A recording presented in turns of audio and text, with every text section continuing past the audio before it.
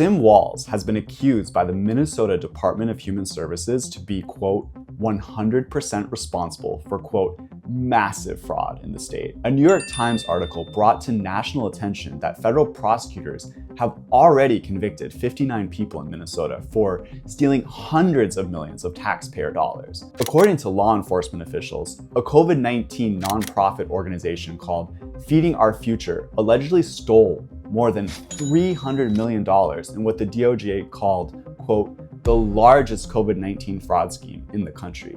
The New York Times reported that over the past 5 years, several fraud schemes in Minnesota involve fictitious companies created to bill state agencies for millions of dollars in social services that were never delivered. U.S. Attorney for Minnesota, Joseph Thompson, said in a statement that, quote, these massive fraud schemes form a web that has stolen billions of dollars in taxpayer money.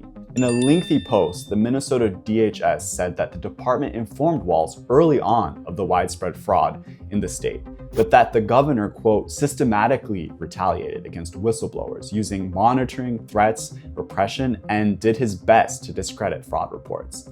The DHS called the scandal, quote, a cascade of systemic failures leading up to Tim Walz. The department also said that they contacted Kamala Harris and the Democratic National Committee during the run-up to the presidential election to warn them about Walz and his, quote, incompetence. The companies accused of allegedly stealing millions have reported ties with the Somali community in Minnesota.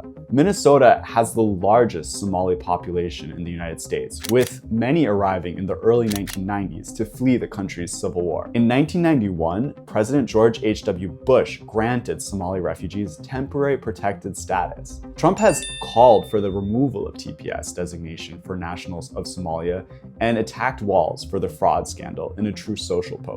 I think there's something wrong with him.